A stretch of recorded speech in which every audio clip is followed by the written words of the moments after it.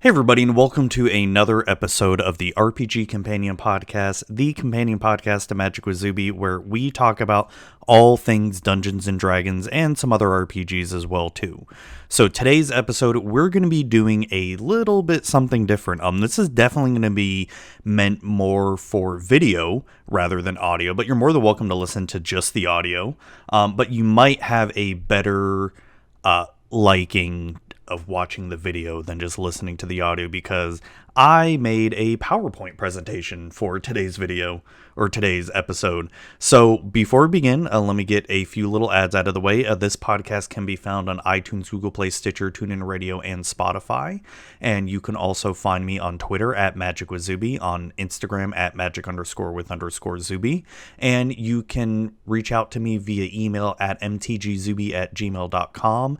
And as always, we are sponsored by the great and wonderful legitmtg.com.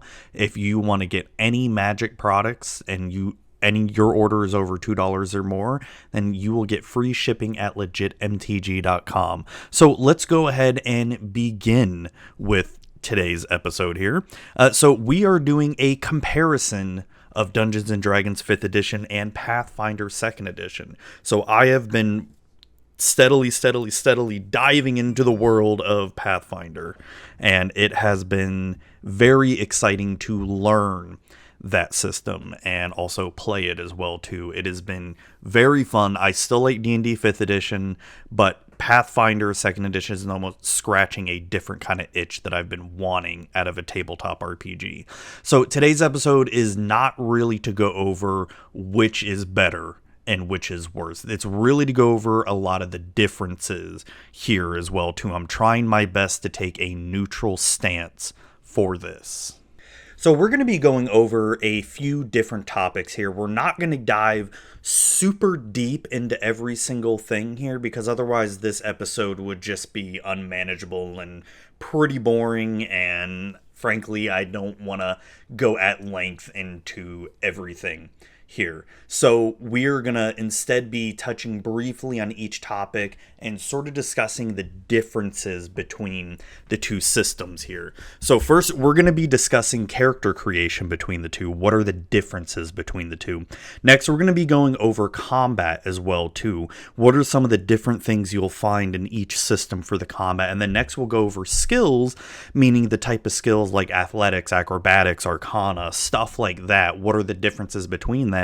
So next we're going to be going over the rule sets for both games to sort of see what are the differences between certain aspects of the rules, such as crafting, weapons, shields, stuff like that. And then last, we're going to give some of my final thoughts between the two systems as well. The goal of this presentation, again, I must reiterate, is not to go over which is better, but to explain the differences and showcase the strengths and weaknesses of each game.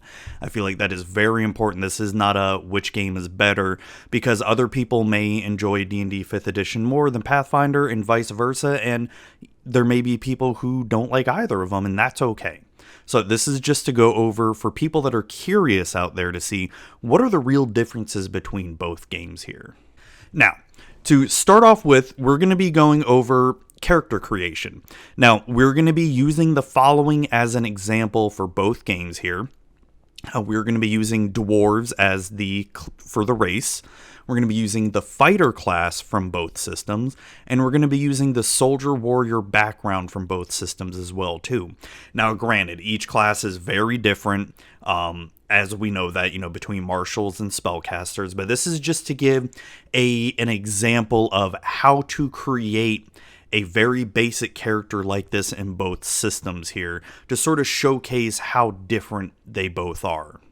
So without further ado, let's get into the first part of creating a character, and that's choosing a race. Now, we're going to first start off with D&D here in terms of race creation. So when we get to race creation in D&D, we're going to first pick a race. So in this case, it is the dwarf. Now, when we pick the dwarf, we're going to be using pen and paper as an example here. We aren't going to be using anything digital, no D&D Beyond or anything like that, because that makes things way easier when creating characters. But let's just all pretend we're doing pen and paper here when creating these characters in both systems. So in terms of the dwarf, you pick the race, which is the dwarf, and then you go and look in the player's handbook on the dwarf traits, and anything that's bolded in black is what you're going to choose and apply to your character in terms of the traits, whether it's an ability score increase, the age, dark vision, speed, etc., etc. The other thing is with most races, not all, is you then choose a subrace if applicable. Now, the subrace in terms of the dwarf, just based on the player's handbook, is hill dwarf or mountain dwarf, and you choose either one of those, and you add those proficiencies as well, or traits, to your character depending on which subrace you choose. Now, the other thing is, with the majority of classes and races in D&D, there are no other benefits gained as you level up with races in D&D. Now, there are some races that start with spells in D&D that you do gain more spells as you level up with that race, but that is few and far between and not very common. That is one of the things you will notice. A big difference between D&D and Pathfinder is, as soon as you pick your race in D&D, that's it. There's really not much else you're ever going to do with that race. Now, let's go on the flip side of that and look at Pathfinder. Now, with Pathfinder, they don't call them races, they call them ancestries, but for argument's sake, we're going to just call them races, just to make things easier here. Now, when you get to Pathfinder, you pick a race. In this case, it's a dwarf again. You apply the traits for that race, which is going to be, whether it's going to be speed, starting hit points, the size, the ability boost, etc., etc. The next thing that you would do is choose a heritage, which is Pathfinder's version of a subrace. Now, each heritage is going to be slightly different. You'll get different proficiencies and traits, just like you would in D&D when you choose a subrace. And then the biggest difference between the two in Pathfinder and D&D is you then choose an ancestry feat. Now, with ancestry feats, you could sort of apply them to be the same as sort of traits that you would get in D&D. With ancestry feats, you get a choice. That is one of the biggest differences. You choose what trait your ancestry gets to start off with. So just for example, let's say you chose Dwarven Lore and Pathfinder. You eagerly absorb the old stories and traditions of your ancestors, your gods, and your people, studying in subjects and techniques passed down for generation upon generation. You gain the trained proficiency rank in crafting and religion. If you would automatically become trained in one of those skills from your background or class, you instead become trained in a skill of your choice. You also become trained in Dwarven Lore. So that is where things get a little bit different in Pathfinder here. Now, the other thing to note when it comes to Pathfinder races or ancestries is, as you level up, you get access to different ancestry feats as you level up your character. So for using the dwarf as an example, at 5th level, you get some other ancestry feats you can choose from. At 9th level, you get some more. At 13th level, and so on, you'll get access to more and more different kind of feats. Now, that is pretty different from D&D's, to where as soon as you pick your race, that's pretty much it. You're never ever going to touch your race ever again in terms of going by the book here. In Pathfinder, it's very different, to where every few levels you're going to have to go back to the ancestries part and choose a new feat for your race. So next, we're going to be talking about class creation now. Now, we've already picked our race, and now let's go ahead and choose what class we're doing as well. So, when it comes to D&D and choosing a class, we're going to choose fighter here. And when you choose a fighter, you're going to be doing the following as you create a fighter. You're going to be looking at the class features, and you're going to be applying the hit points to your level 1 character. You're going to then apply the proficiencies that your fighter class has available to them as well. So for example, it has all armor, shields, simple weapons, martial weapons, etc. You're going to then choose your starting equipment. Now, depending on how your DM does it, it may be slightly different, but just going by the book, you can choose what weapons and armor you start off with.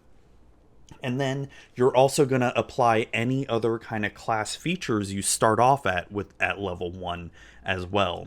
And the other big thing with classes in D&D is as you gain levels, you're going to select a subclass and apply those features when you reach that level.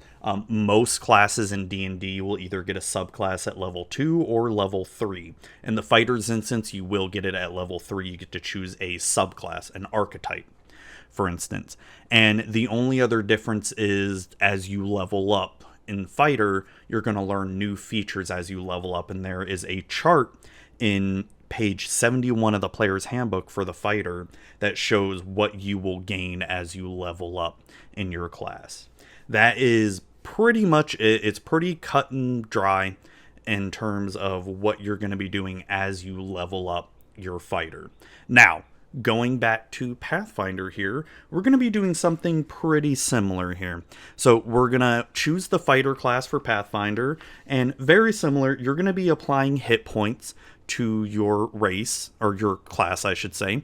The other thing I forgot to kind of mention with the race creation or the ancestry creation, you also start off with hit points based on your race as well. So you're going to add some more hit points with your class that you chose. You're then going to apply any kind of proficiencies you may have that start off with the fighter. You're then going to apply class features as well too. And you're going to then, the biggest difference here is you're then going to choose a class feat, or what they call a fighter feat. So very similar to your ancestry feat, you're going to have a choice of about 5 to 6, maybe even more options at level 1 for fighter. Actually, it looks like it's 4, 5, 6, 7 choices for fighter at level 1, and you get to choose one of them.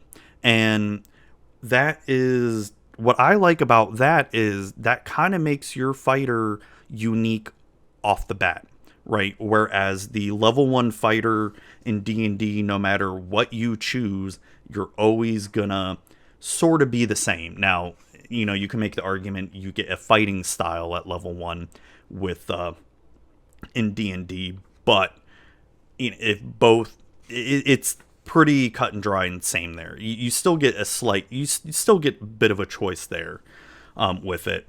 But in terms of Pathfinder, depending on what you choose for your first fighting feat, may, you know, then have a ripple effect to where that's going to affect your choices as you level up as well. Now, the big difference between the two systems here is as you gain levels, you will start to gain the following. And just like in D&D, there is a little table on page 142 of the Pathfinder Player's Handbook, or the core rule book, I should say. You get to see what you will gain as you level up. Now, the big difference is in D&D, you're only going to really gain new abilities from your class. Now, in Pathfinder, you're not only going to gain new abilities from your class, but you're also going to gain new skill feats, ancestry feats, and skill increases, which are sort of like ability score improvements in D&D.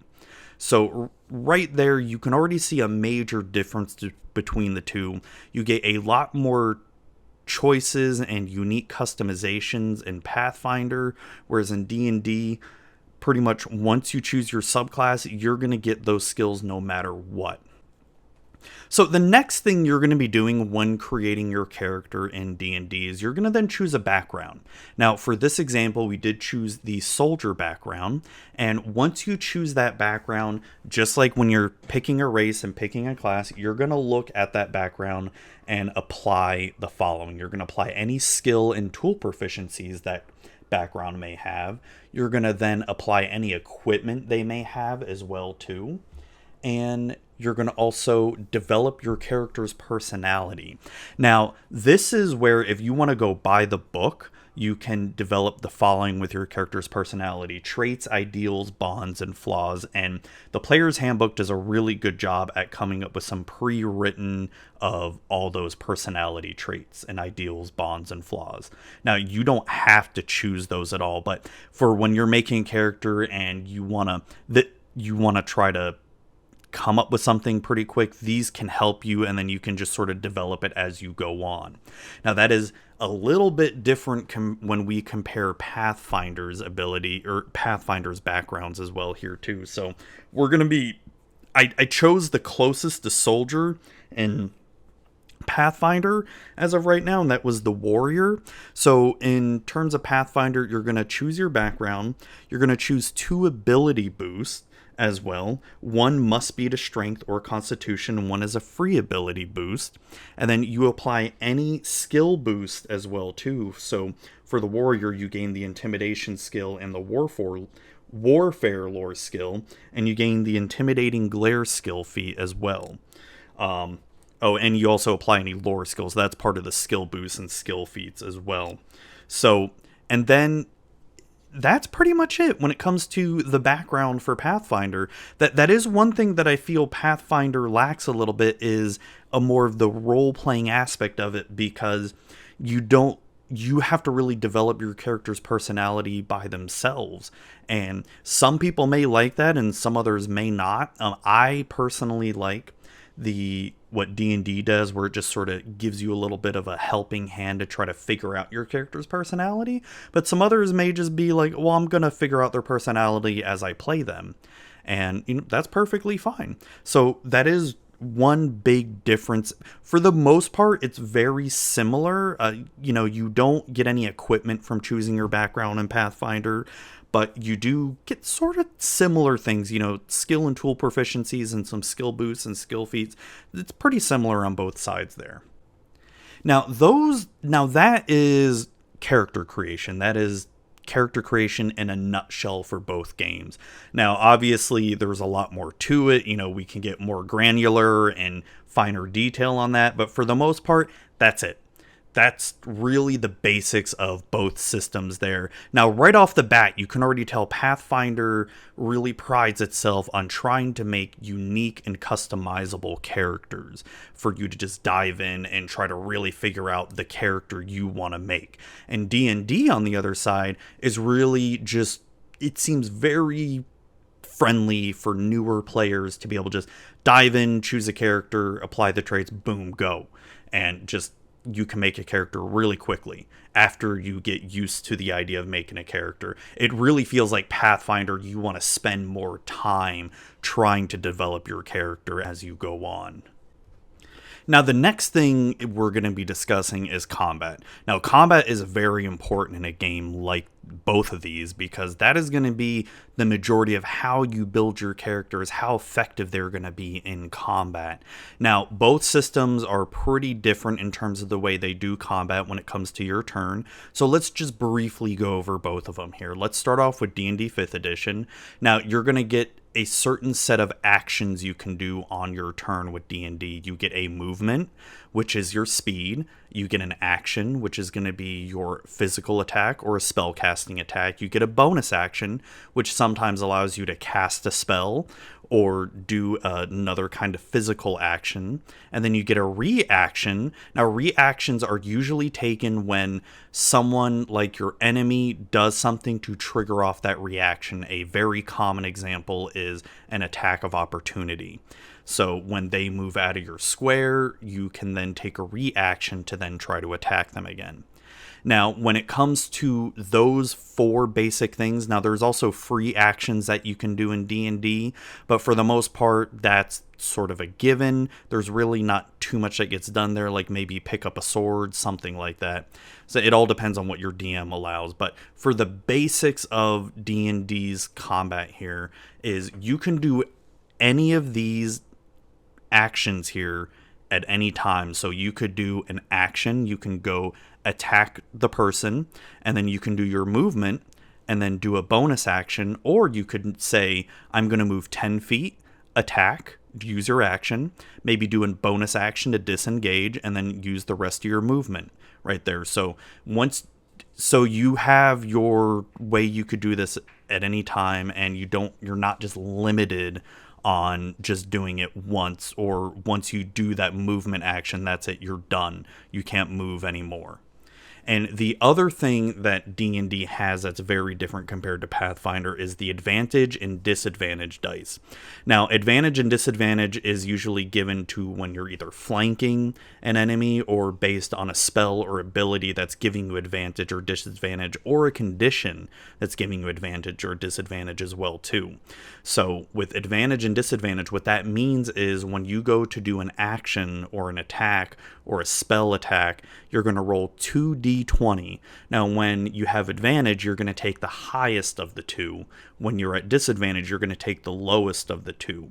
So that is sort of what they've gotten away from when doing penalties and all that, when you're sort of trapped or flanked or some sort of condition as well. It makes things a little bit easier and smoother and quicker when it comes to battle. Now, Pathfinder, on the other hand, I really like what they did with their combat system here. Now, they have what is typically called the 3-action economy, meaning you get 3 actions on your turn. Movement is considered 1 action. Attacking is considered 1 action. And any of your skills may take up to 1, 2, or 3 actions, and that's including spells as well too. Certain spells will take 1, 2, or 3 actions as well. Now, the cool thing about that is right off the bat at level 1, you are not stuck with just attacking once.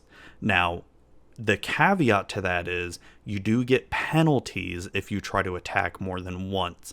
Now, what I mean by that is, so let's say you're a level 1 fighter and you get a +5 to hit, with your weapon, and you roll your d20 and you rolled a 15, so +5, you get 10 right off the bat, or 20 right off the bat. And so you hit the monster and you attack them. You want to attack again. Now you're going to get a penalty. You're going to get a -5 penalty when you try to attack again. So that +5 you got is kind of negated there. So you're just going to get a straight dice roll pretty much at that point. And so if you want to attack them a third time, you're going to get a -10 penalty as well. So you're going to, whatever you roll in the dice, you're going to -10 to that. Now, of course, there's caveats to where you can negate your penalty a little bit depending on your class or skill feat. And then there's also going to be more bonuses that you can potentially get to sort of negate that penalty more and more as you level up.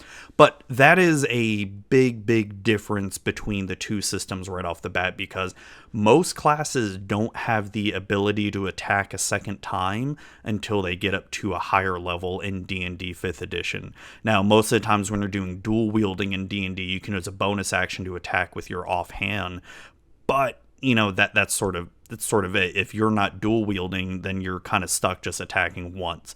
Whereas, and if you just have one weapon in Pathfinder, you can attack 3 times right off the bat. And it makes things a little bit easier to do too.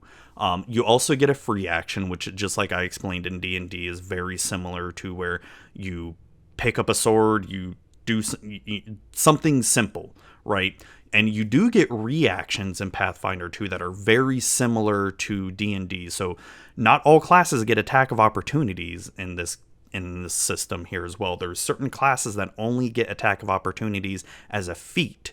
So you would want to choose that feat to get an attack of opportunity, or just like in D&D, there's skills or other feats or spells that cause a reaction for you to take as well. And then we also sort of mentioned the penalties there as well too. So penalties are the thing that take over advantage, disadvantage. So the more you try to do something, or when you're in a certain condition, you will get a penalty applied to your attack roll or something. You'll get a penalty to something, giving you a negative to when you do that dice roll. So those are the two biggest differences of combat there in D&D and Pathfinder. D&D, I will have to say, is a little bit more complicated with the combat for newer players, where Pathfinder is pretty simple. You get 3 actions per turn.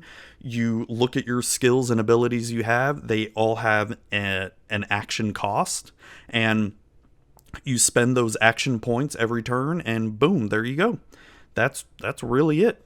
And it's pretty simple to pick up, though I will say I like advantage and disadvantage dice better for newer players compared to penalties, because having to remember penalties, pluses and minuses all the time can get a little cumbersome for newer players who may not be used to that, where advantage and disadvantage is just a lot simpler, to where you just have 2 dice to roll and you pick the highest or the lowest of the 2. Now, next up, we're going to be discussing skills between the 2 systems, and what I mean by skills is I mean more of the stuff on your character sheet, like acrobatics, arcana, athletics, deception, intimidation, those kind of things when I'm talking about skills. Now, let's go over D&D's version of skills here first. Now, a character is either going to be proficient in a skill or not. Only a few classes can actually gain expertise in a skill without DM's intervention. And if I remember correctly, those are going to be Bard and Rogue that can gain expertise and skills. And what I mean by expertise and skills is you basically double the proficiency for that chosen skill. And proficiency is based on what level you are at on your character. So you start off with +2 proficiency, and then you'll go up to +3, +4, +5, and so on and so forth for D&D there. Now, you gain skills from the following in D&D: from your race, your class, and background, and that's really it. There's very few options of ways to gain more proficiencies and skills outside of DM intervention or magic items. And what I mean by that is, so as you level up, the skills that you have are pretty much the skills you're going to be stuck with, unless your DM is like, okay, well, you've trained in being stealthy as a cleric for, 5 levels. Now you're going to be proficient in it. And there's outside of that, there's really no way to do that unless you talk with your DM, or if you get a magic item that allows you to be proficient in said skill as well. But once again, that's still really up to DM intervention. Now, the big difference for Pathfinder is there's not just being proficient or not proficient in a skill. There's actually 5 ranks of proficiency in skills in Pathfinder, and those are untrained, trained, expert, master, and legendary. And each rank gives a different plus to that skill. So it starts off like +2, +4, +5, etc., etc. So as you gain skills, you still gain skills the following way from race, class, and background. The biggest difference is, though, once you hit level 3 in your character in Pathfinder, you can decide to upgrade current trained proficiencies or upgrade an untrained proficiencies, and you get this choice every 2 levels. What I really like about this is, let's say you are trained in medicine in Pathfinder, right? And as you level up, you get to level 3 and you decide, okay, well, I want to become more proficient in medicine, so I'm going to become an expert, and then a master, and then legendary in knowing medicine. But maybe along the way, once you hit level 3, your character's like, I don't really care about medicine anymore. I'm still going to be trained in it, but I'm going to upgrade another proficiency such as diplomacy. It's untrained right now, but now I'm going to decide to be trained in it, and boom, there you go. You have that choice now, and that is you the player's choice for being proficient in that skill, and you get that choice every 2 levels after that. And maybe you decide you don't want to be trained in diplomacy anymore. Well, now you can go and be trained in crafting instead. It's really your choice of what you can do. And then, of course, just like in D&D, there are other ways to become proficient with skills that are with DM intervention and magic items as well too in Pathfinder. So very, very, very similar, but the biggest difference is you get choices as you level up every so often in Pathfinder to gain better proficiencies and skills instead of just being kind of stuck with what you got in D&D. All right, next up on the list here is we're going to be talking about different rule sets, and we'll be discussing the following with these rule sets. and that is going to be weapons, shields, and crafting.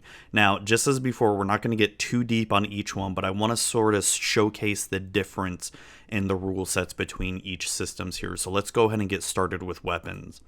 Now, when we look at weapons in D&D, we notice, and these are just basic weapons. We're not going over all the magic items in D&D and all that because that would take way too long for this. So just basic weapons for both systems. And as you can tell right away off the bat is when you look at D&D, there are 37 weapon types when you look in the player's handbook.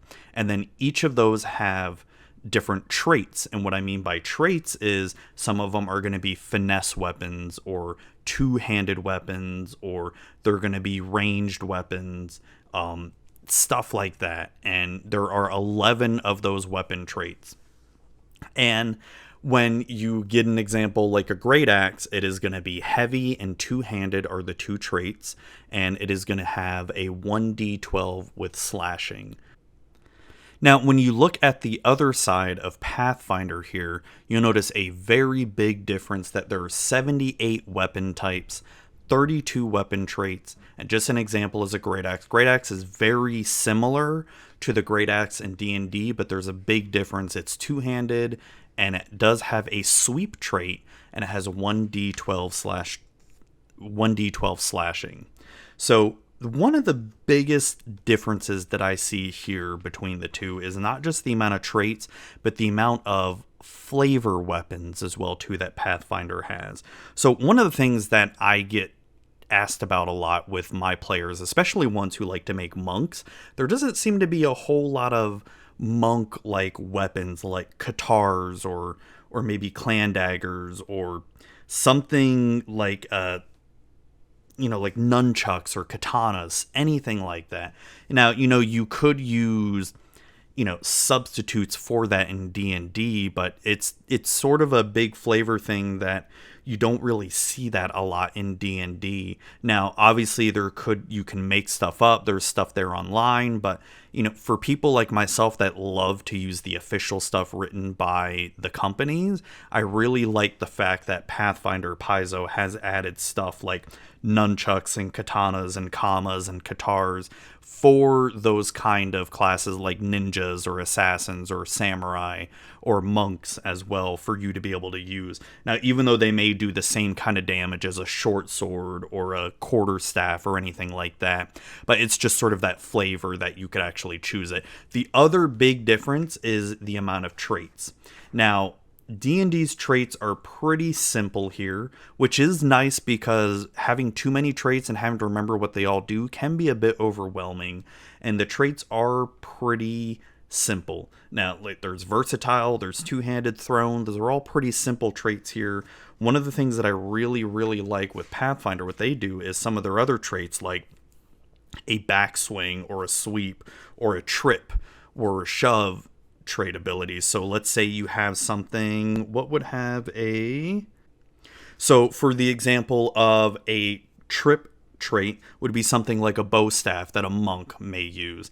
And there's really nothing like that in D&D. It'd be more of you'd want to do like a grapple or shove action with your weapon in D&D, which is not bad, but it's cool to see that your weapons in Pathfinder, something like the bow staff, does have the ability to trip your opponent as well. So you can, instead of just doing an attack action, I'm going to try to trip them so they fall on their back and they're now laying prone as well. So a lot of the weapons have a lot of different traits like that, and I really like that. Some are also considered non-lethal as well, so you wouldn't be able to kill them with that weapon, but you could make a non-lethal attack with it. Like I said, those are the two biggest differences. I would have to say D&Ds are a little bit more simpler, and that's probably better for newer players, where Pathfinder is more of, if you really, really want to choose a weapon and really get down and dirty with the traits of it and the customization of it, you'll really, really like that as well. And there are so many more weapons to choose from in Pathfinder. Now, the next thing we're going to be talking about is shields. Now, this may seem pretty boring to talk about, but I think when I was first reading Pathfinder, this is what really, I think, sort of sparked this whole episode, that I was really, really surprised at the amount of rules just for shields in Pathfinder. Now, I will admit, I have not played Pathfinder First Edition.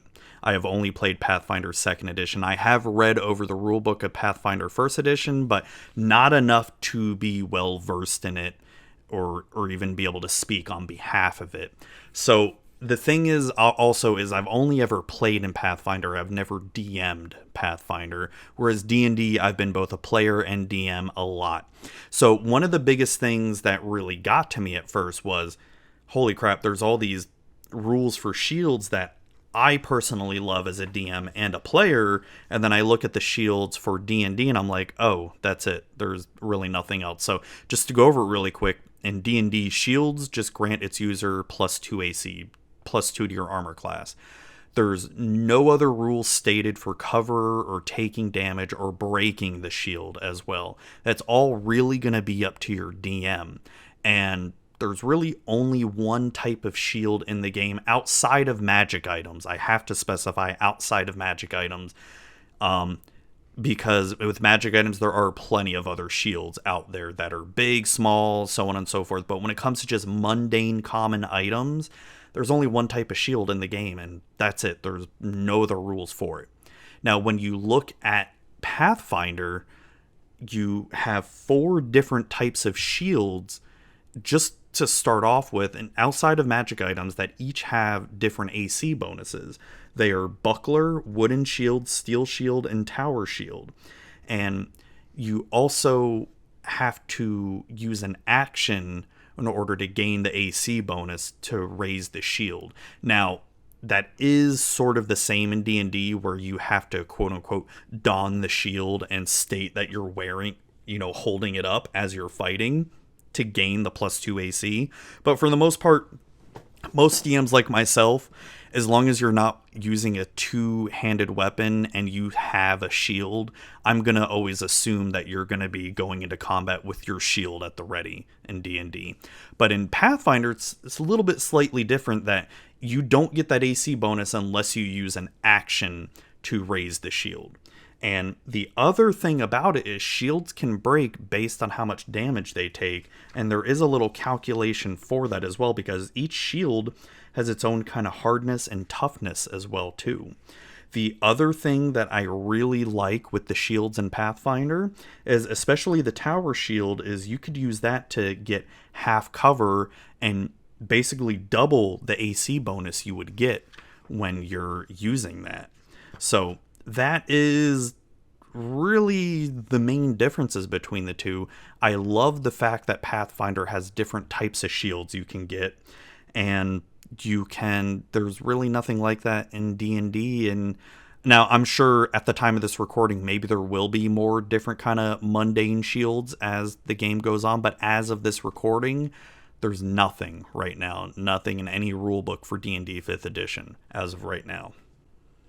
All right, so for the last thing about rule sets is I want to talk about crafting and the differences between the two. So when you look at crafting in D&D, you first have to be proficient in the crafting tools of your choice, whether they're carpenter, blacksmith tools, mason tools, etc. You can only craft 1 or more items not exceeding 5 gold pieces, and you must expend raw materials worth half the total market value.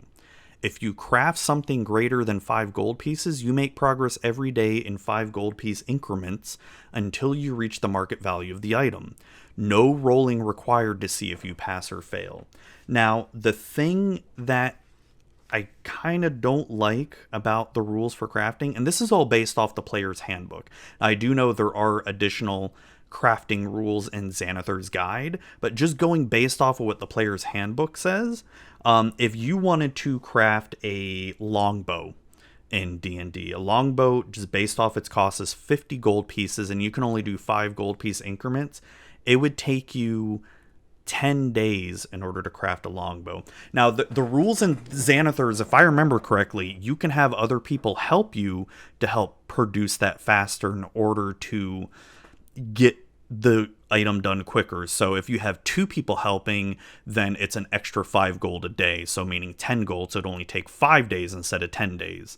And the good thing I do like with the crafting in D&D is there's no rolling required. Now, obviously your DM may have you roll to see if you pass or fail, to see if it was a bad item or good item. And DMs like myself, where they may not want to be in town for 10 days, 2 weeks and all that, you may just have them say, okay, roll to see if you make the item. If not, then you're just going to fail, because that can be a little bit cumbersome, to be honest. Now, we look at Pathfinder's crafting, and you need a little bit more for crafting there. You must have the craft skill. You must have the formula for the tool or the weapon you want to make. You must have the tools and the raw materials. After 4 days of making that item, you roll a crafting check, and if it's successful, you expend the raw materials and can pay the remaining portion of the item's price and materials, if any, to complete the item immediately, or spend additional days to complete it. Now, this is where things get a little bit confusing, because there's a little bit of a calculation you have to do in terms of the item's cost and how much raw materials, and if you're successful or not after the crafting check. So if you completely fail the crafting check, then you might as well just throw the weapon away and start all over. And that's something I like, that Pathfinder has a lot more rules for it. I really like the fact that there's formulas for it, where you have to know the formula for it, and then you do spend technically less days to be able to craft an item, but you can also be a little bit more expensive, because after 4 days, let's say you want to make a longbow, without knowing the exact price of it in Pathfinder, let's just use D&D's, make a longbow, and maybe you have 20 gold pieces left of it. Boom, you just spend the 20 gold, and now you crafted the longbow. I like the little bit deeper minutia of the crafting in Pathfinder, but I think, it's kind of hard to choose which one I kind of like better. I like both systems, and I feel like both of them, just from a player perspective, I'd rather just buy the item instead of just crafting it. But it really depends on what you're crafting, because there could be simple stuff you're crafting. Like if you're an alchemist in Pathfinder, maybe you want to craft some more stuff for your bombs or potions or something like that, and just craft a whole bunch of stuff real quick. And same in D&D, maybe you're an artificer and you just want to craft some super simple stuff, and boom, there you go. So it's not always going to be the best to craft something super expensive, but if you're crafting just some super small cheap stuff, then you might as well just do the crafting skill of it. So my final thoughts on the two. Both games are wonderful. Both games are great.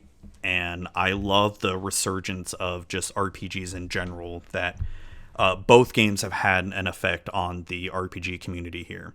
So the one thing that you will definitely notice with D&D is it's easier for new players to jump into. It's more likely to find players since it's more widely known. D&D has never been this popular before, and it's crazy to me still that it's this popular. But I will say classes definitely lack customization and can feel the same if 2 players play the same class. So if you have 2 players that play a fighter, they're both going to feel kind of the same if they both pick the same subclass, or even if they kind of go different subclasses, they're both going to feel kind of the same. And as a DM, there's definitely some lack of depth with some rules, and I feel like that can be a little bit of a detriment as a DM. Now, I know in most cases, majority of the cases, it's always DM's word is final. But there's sometimes where I as a DM would like there to be rules better written and explained. And it's hard to specify which ones until you come across that weird situation that your players want to do, right? And you try to look up rules for it in the player's handbook or the DM's guide, what have you, and there's nothing. There's absolutely nothing in terms of the rules, and then you got to do a Google search and you find something from Jeremy Crawford or some web forum, and you're just like, oh, okay. Then you got to sort of interpret what you can do with that rule. Now, I'm not saying Pathfinder isn't the same. Pathfinder is pretty similar, but there's a lot more rules in Pathfinder. Now, when it comes to Pathfinder, I would definitely recommend that game for players wanting something a little bit more advanced and in-depth, and they love deep customization with creating characters. That is one of the things that I definitely notice between the two games here, where classes and characters kind of lack customization, but D&D does role-playing better than Pathfinder just based on the rules. So creating characters in D&D is definitely more of trying to create a story of the character, whereas in Pathfinder you're creating more stats and more skills and feats of a character, if that makes sense. The amount of rules in Pathfinder can be very overwhelming.